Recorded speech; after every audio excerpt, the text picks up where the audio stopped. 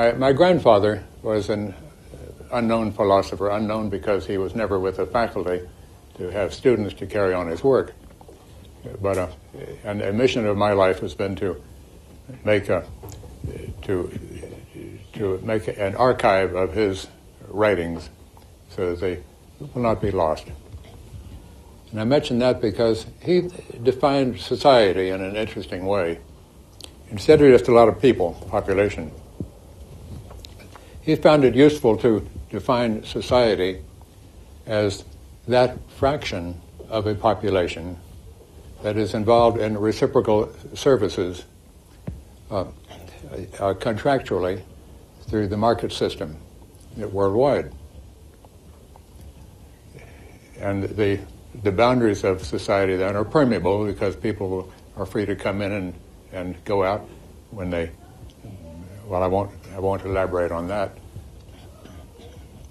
But if when you define society in this way, then you realize that society is a very recent phenomenon, a couple of centuries perhaps, and it is evolving. It's very young. It's growing.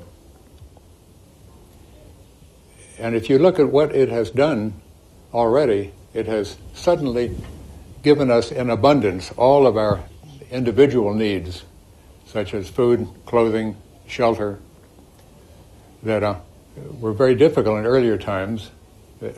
My mother had a home in Virginia built in 1911. It has no closets.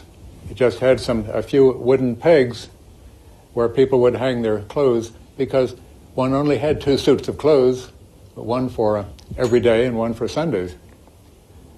It was too expensive to have more than that. Today, clothes are just disposable items. It's the easiest thing in the world. So the evolution of society in this very short time has accomplished a great deal in that way. What it has yet to accomplish is to provide in abundance our common services, or what you call public services, community services. This area, the administration of communities, has not changed since very, very early times. We still look to the man on horseback with the sword, the same as the Babylonians, the Assyrians, the Egyptians, the Romans did. That's not changed. Everything else about our life has changed in the last couple of generations. You think of your great-grandparents.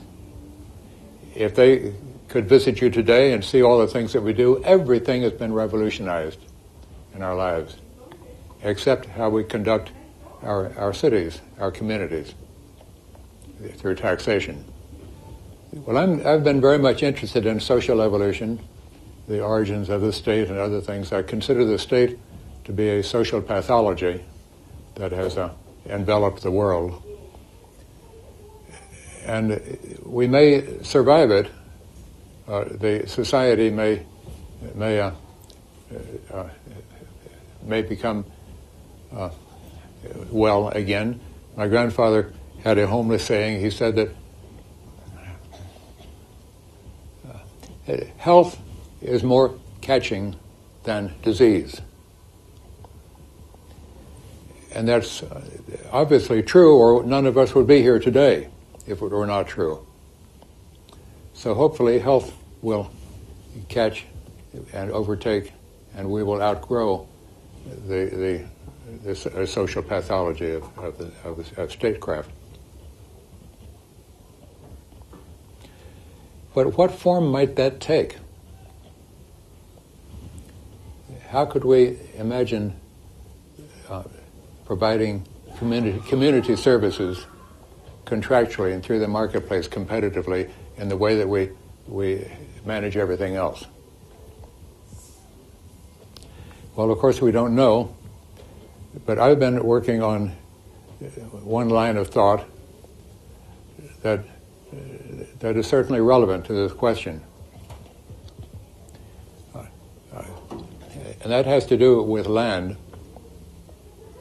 I've been looking especially at the development over the past century of what are called multi-tenant income properties.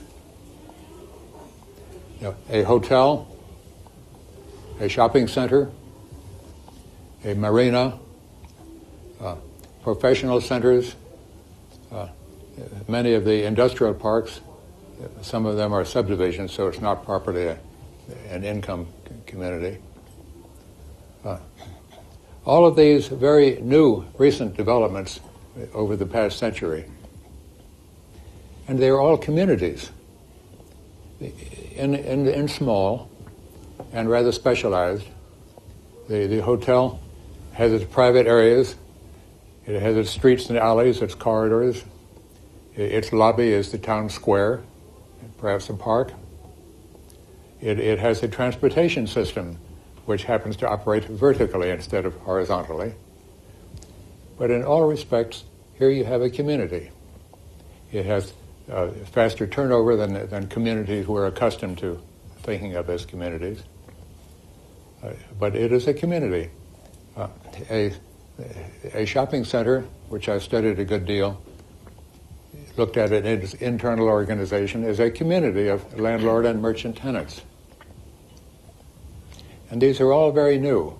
And the trend has been towards greater size and greater complexity of land uses within them.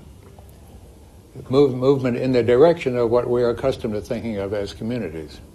But they're entirely contractual, competitive, market-based.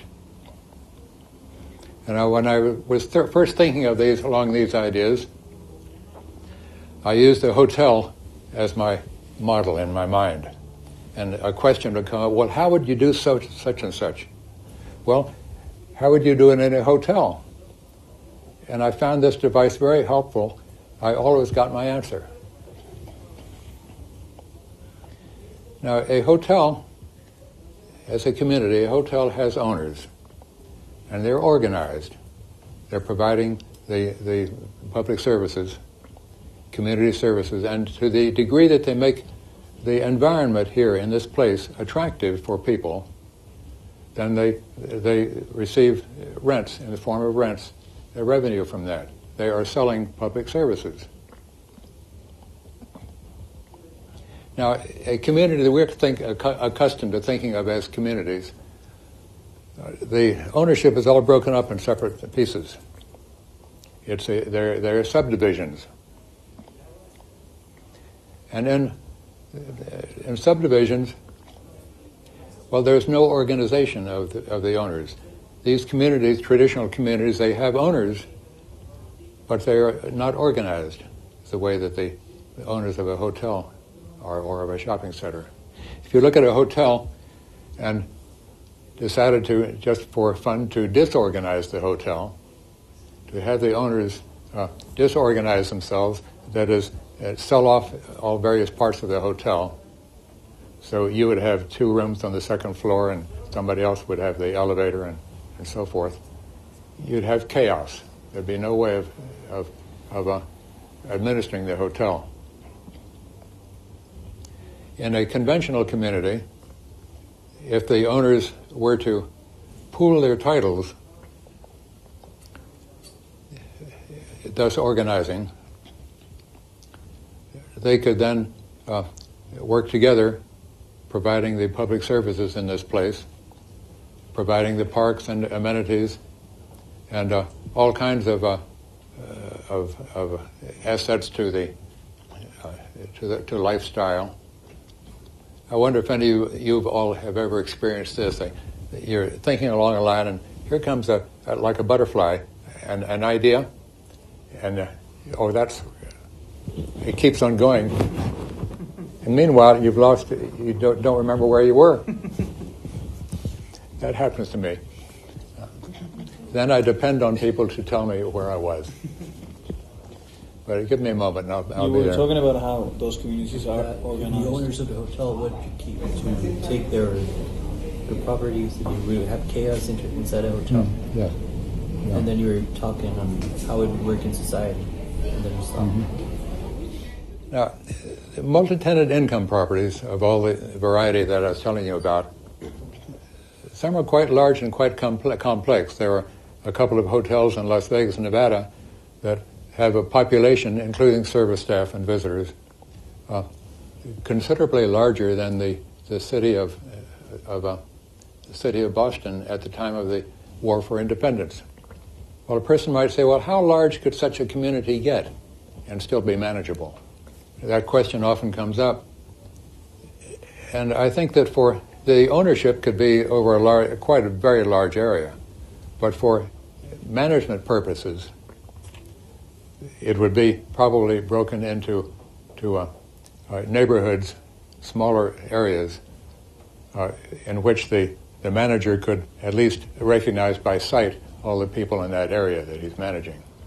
But in conventional communities, we're now seeing more and more multi-tenant income properties of various kinds, which I call entrepreneurial communities, as opposed to conventional political communities. Sometimes I shorten it to a word that may or may not catch on, called entrecomms, entrepreneurial community, ENTRECOMM, entrecomms. Maybe I should take a vote here and see if I should forget about that. Well, you look around conventional cities now, and there are more and more entrecomms, shopping centers and such. And these all, for the value of a site, a piece of land, apart from what's constructed on it, improvements on it, just the land itself, the value is totally dependent upon surrounding land uses, the environment of this piece of property. It is environment that gives value. In a shopping center, every separate store is the center of slightly different environment. And planning, community planning in shopping centers works with that, on that principle. Well, you give us a conventional community with a number of these entrecomms. They're all concerned for the environment. Environment doesn't stop at the border edge of their property boundaries. Environment just keeps on going way out.